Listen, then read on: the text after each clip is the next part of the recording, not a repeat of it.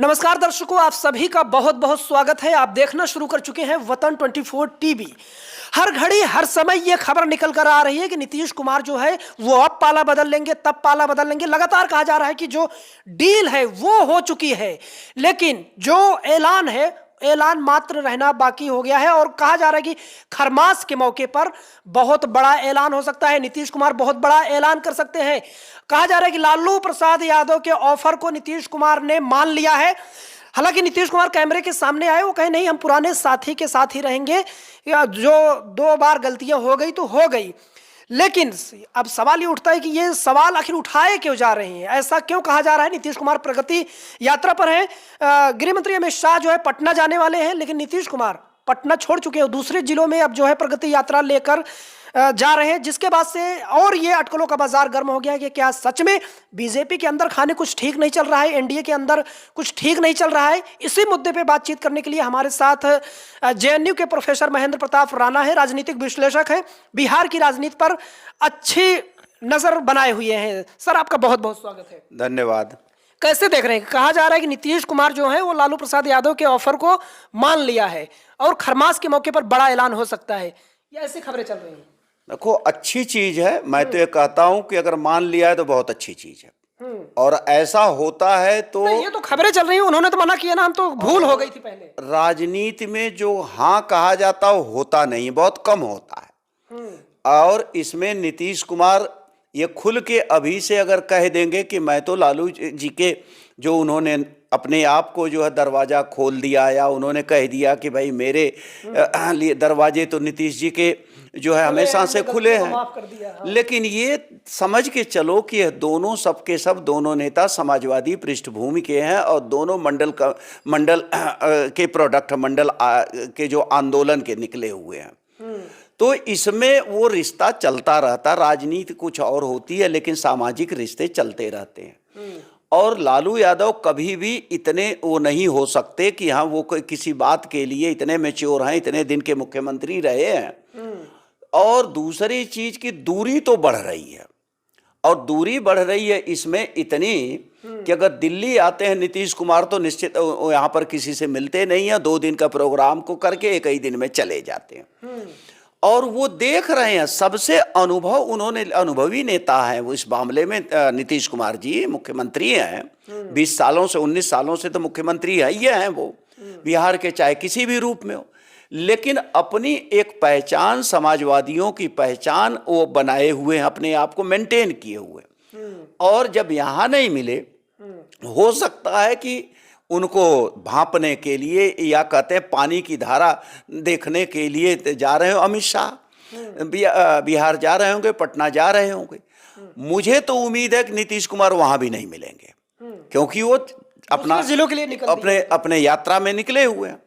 तो उनको भी इस बात की चिंता है कि भाई इतने लंबे संघर्ष के बाद मैं अगर आया हूं और राजनीति में हूं, तो कम से कम ऐसी न मेरी विदाई हो जाए जो दूसरे लोगों की विदाई, क्योंकि उन्होंने अनुभव कर लिया है। जिस तरह से क्या नाम है ये महाराष्ट्र के चुनाव के बाद शिंदे जी की, पवार जी की, जो अजीत पवार जी की जो हालत हुई है, उन्होंने समझ लिया कि अब मुझे निपटा दिया जाएगा।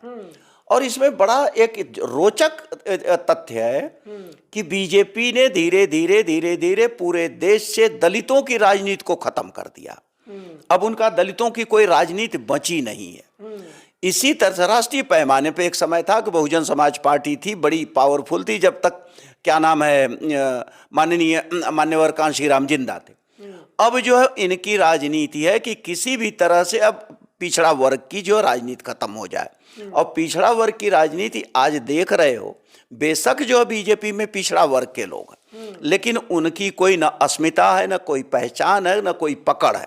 वो पिछलग्गू हैं। जो कांशीराम कभी कहते थे कि it is better to become head of the cat rather than becoming tail of the lion. मतलब कि कभी भी वो कहते थे, हमेशा कहते थे, अपने राजनीतिक जीवन भर कहते रह गए कि शेर की पूंछ बनने से बेहतर है कि बिल्ली का धड़ा बनो। और शेर की पूंछ लंबी हो सकती है, लेकिन वो कभी ताकतवर नहीं हो सकती। और बिल्ली का धड़ा रहोगे, छोटे हो लेकिन कम से कम चौकन्ने रहोगे, कौन तुम्हारा दुश्मन है कौन दोस्त है पहचान लो। बड़ा बयान आया शिवसेना यूबीटी के सांसद संजय राउत की ओर से।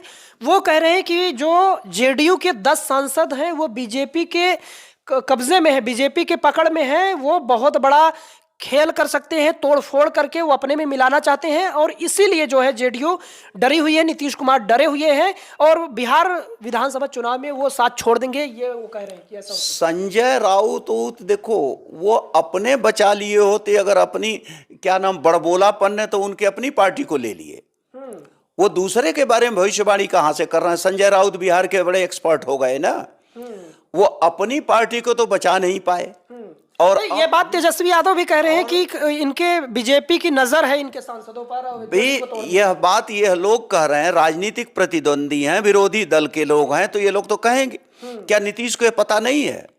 नीतीश को खूब पता है कि कौन जाने वाले उनके एमएलए हैं बीजेपी के साथ, कौन बीजेपी के साथ जाने वाले उनके सांसद, नीतीश को पता।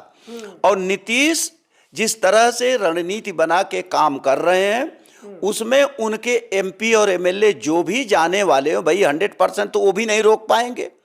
उनका भविष्य पता है कि वो जाने के बाद उनका भविष्य क्या होगा, वो पता है। 2-4 बीजेपी ये रिस्क क्यों लेगी? मतलब उनकी सहयोगी पार्टी है जेडीयू, तो बीजेपी क्यों रिस्क लेगी उनके एमएलए और उनके सांसदों को तोड़ने का? ये समझना है कि बीजेपी 300 से ऊपर 2024 के चुनाव के पहले थी ना लोकसभा में, आज बीजेपी 240 पे आ गई, तो 32 सीटें कहां से? इन्हीं लोगों से की है ना। तो आज तो उनके लिए एक एक आदमी भारी पड़ रहा। आज जो है, अगर ये बहुमत में होते तो क्या नाम है, मांझी टाइप के लोगों को पूछते, तब तो बात ना करते, जीतन राम मांझी को। तो इसलिए बहुमत के आंकड़े से इतने कम वो नीचे हैं, उनकी नजर है कि जैसे तोड़ो तो वैसे तोड़ो, लेकिन वो समझ रहे हैं कि तोड़ फोड़ में कहीं ऐसा ना हो जाए कि हमारी कुर्सी खिसक जाए। तो राज्य में सबसे उनकी मजबूरी ये है कि प्रदेश में अगर उन्होंने कुछ कोशिश किया उनको नुकसान करने के लिए, तो हो न हो कि देश में उनकी कुर्सी खतरे में पड़ जाए। और ये न समझ लें कि वो चीज़ जो महाराष्ट्र में हो गया, जिस तरह से इन्होंने बेईमानी करके जो है, चाहे जो है हरियाणा में, महाराष्ट्र में जो कर लिया वो बिहार में नहीं कर पाएंगे। और उनके जो उन्होंने एक पाल रखा है, ये जो कौन किशोर है, प्रशांत किशोर, उनका पूरा नाम लेना चाहिए, प्रशांत किशोर पांडे जी हैं। वो पांडे के नेतृत्व में कोई राजनीति नहीं करेगा, न तो चल पाएगी। उनकी हैसियत है पुछलग्गू बनने की, और किसी भी प्रदेश में ये आगे की हैसियत में लोग नहीं होते। इस बात के क्या मायने निकाले जाए? तेजस्वी यादव कह रहे हैं कि जेडीयू के लिए, नीतीश कुमार जी के लिए दरवाजे बंद हो गए हैं क्योंकि उन्होंने हर बार धोखा दिया है। और दूसरी तरफ लालू प्रसाद यादव कह रहे हैं हम सारी गलतियों को माफ कर चुके हैं, वो नीतीश जी आए, उनका स्वागत है, हम साथ में काम करेंगे। जो लालू जी कह देंगे वो तेजस्वी या उनके परिवार वाले ना नहीं करेंगे। और जिस दिन वो मन बना लेंगे, और मुझे भी यकीन है कि चुनाव से पहले, चाहे अक्टूबर में चुनाव है वहां विधानसभा का, इस बार जो है मुझे भी इस बात का यकीन है कि नीतीश कुमार जी बीजेपी के साथ जाकर के चुनाव नहीं लड़ेंगे, चाहे उनके कितना भी नुकसान हो जाए। वो इस बार जो है जाएंगे, आरजेडी के ही साथ जाएंगे लालू जी, और ये दोनों मिलकर के आपस में तय कर लेंगे। उसमें तेजस्वी कहीं कोई विरोध नहीं करेंगे। तेजस्वी आरजेडी को कई बार उन्होंने जो झटका दिया है, तो क्या तेजस्वी आरजेडी भाव देगी? वो दोनों तरफ से है ना। वो तो बीजेपी को भी झटका दिए, जब भाई आरजेडी की तरफ आए थे तो बीजेपी को छोड़ के आए थे ना। तो वो तो इस स्थिति में है कि उनको कोई भी चाह रहा, इसका मतलब इस दूसरे तरह से भी सोचा जा सकता है कि नीतीश कुमार की सबसे ज्यादा पकड़ है।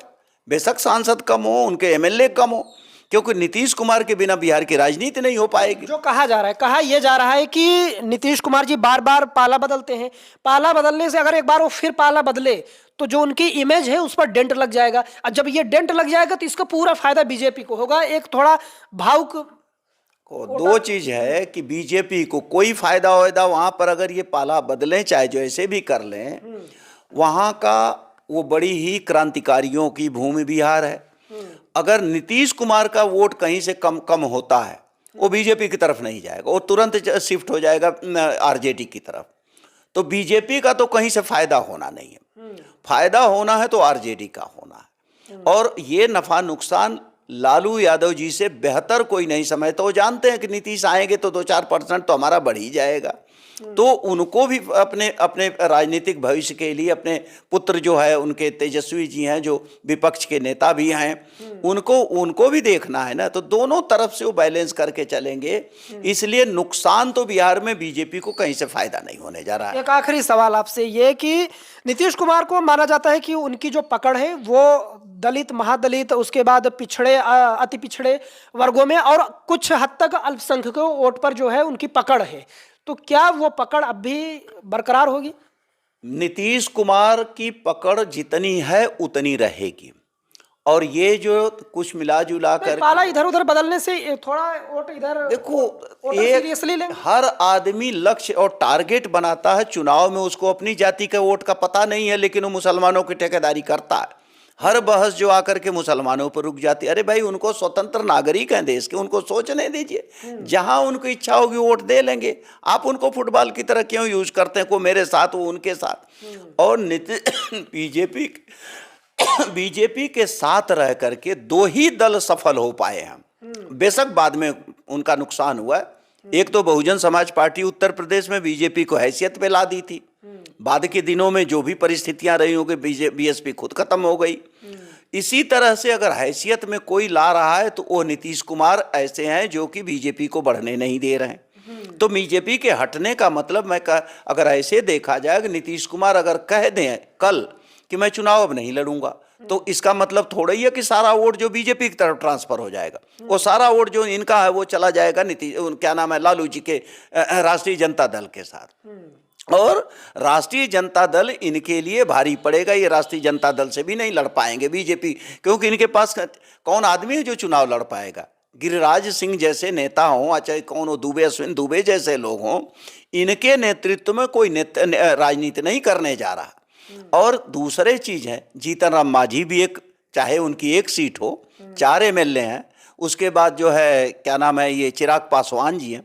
ये चिराग पासवान तक कभी लंबा भविष्य भी, वो भी तो कहीं देखेंगे कि भाई मैं कहाँ सुरक्षित हूँ।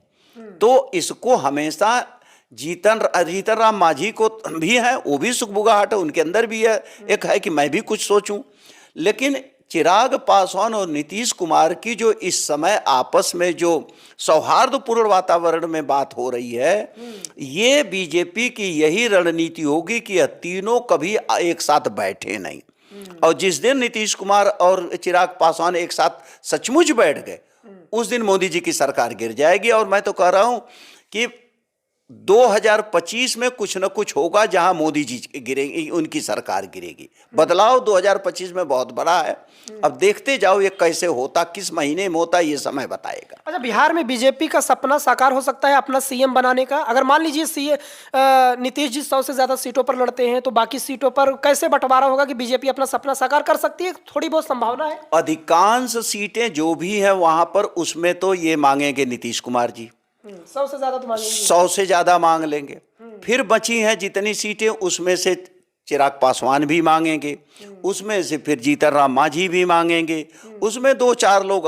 और अब जो है बीजेपी से पब्लिक भी बहुत ज्यादा इनसे परेशान हो गई। लोग अब ये देखो, छात्रों का जिस तरह से आंदोलन है, बदनाम कौन हो रहा है? चूंकि मुख्यमंत्री नीतीश कुमार है, बदनाम हो रहे हैं। करने वाले कौन है? प्रशांत किशोर हैं, प्रशांत किशोर पांडे जी हैं। और उसके तो छात्रों के साथ और उन्हें तो पुलिस उठा ले गई थी। अरे पुलिस क्या, जब ये पुलिस उठाई, वो छात्रों को जहां वो लोग बैठे थे वहां से लेकर लाने वाले जो प्रशांत किशोर हैं।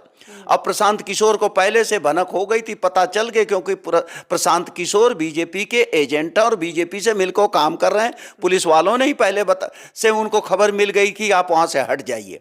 और जब हटे हैं तब पुलिस वालों ने इतना बर्बरतापूर्ण व्यवहार किया छात्रों के साथ। छात्र जो है वो समझ रहे हैं कि इसमें कितने आए हैं छात्र, वहां से बोले हैं कि प्रशांत किशोर ने हम लोगों को मरवाया, हम लोग शांतिप्रिय ढंग से गर्दनीबाग में बैठे थे।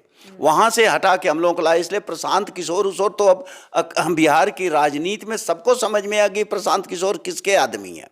तो बिहार में जो है वो लगातार ये कहा जा रहा है कि भले ही नीतीश कुमार कह रहे हो कि हम जो है एनडीए के ही साथी है, लेकिन ये जो अटकलों का बाजार है ये थमने का नाम नहीं ले रहा है कि बिहार में खेला नहीं होगा। लगातार कहा जा रहा है कि डील पक्की हो चुकी है और खरमास के मौके पर जो है नीतीश कुमार बड़ा खेला कर सकते हैं।